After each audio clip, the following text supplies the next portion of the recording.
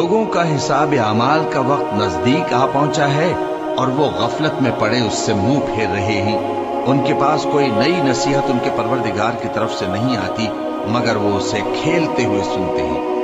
ان کے دل غفلت میں پڑے ہوئے ہیں اور ظالم لوگ آپس میں چپکے باتیں کرتے ہیں کہ یہ شخص کچھ بھی نہیں مگر تمہارے جیسا آدمی ہے، تو تم آنکھوں دیکھے جادو کی لپیٹ میں کیوں آتے ہو؟ پیغمبر صلی اللہ علیہ وآلہ وسلم نے کہا کہ جو بات آسمان اور زمین میں کہی جاتی ہے میرا پروردگار اسے جانتا ہے اور وہ سننے والا ہے، جاننے والا ہے۔ بلکہ ظالم کہنے لگے کہ یہ قرآن پریشان باتیں ہیں جو خواب میں دیکھ لی ہیں، نہیں بلکہ اس نے اس کو اپنی طرف سے بنا لیا ہے، نہیں بلکہ یہ ایک شاعر ہے۔ تو جیسے پہلے پیغمبر نشانیاں دے کر بھیجے گئے تھے اسی طرح یہ بھی ہمارے پاس کوئی نشانی لائے۔ ان سے پہلے جن بستیوں کو ہم نے ہلاک کیا وہ ایمان نہیں لاتی تھی، تو کیا یہ ایمان لے آئیں گے؟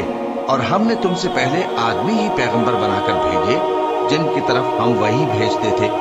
اگر تم نہیں جانتے تو جو یاد رکھتے ہیں ان سے پوچھ لو۔ اور ہم نے ان کے ایسے جسم نہیں بنائے تھے کہ کھانا نہ کھائیں اور نہ وہ ہمیشہ رہنے والے تھے۔ پھر ہم نے ان کے بارے میں اپنا وعدہ سچا کر دیا تو ان کو اور جس کو چاہا نجات دی اور حد سے نکل جانے والوں کو ہلاک کر دیا۔ ہم نے تمہاری طرف ایسی کتاب نازل کی ہے جس میں تمہارا تذکرہ ہے، کیا تم نہیں سمجھتے؟ اور ہم نے بہت سی بستیوں کو جو ظالم تھیں پیس ڈالا اور ان کے بعد اور لوگ پیدا کر دیے۔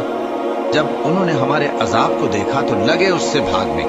مت بھاگو اور جن نعمتوں میں تم عیش و آسائش کرتے تھے ان کی اور اپنے گھروں کی طرف لوٹ جاؤ، شاید تم سے اس بارے میں دریافت کیا جائے۔ کہنے لگے ہائے شامت، بے شک ہم ظالم تھے۔ تو وہ برابر اسی طرح پکارتے رہے یہاں تک کہ ہم نے ان کو کھیتی کی طرح کاٹ کر اور آگ کی طرح بجھا کر ڈھیر کر دیا۔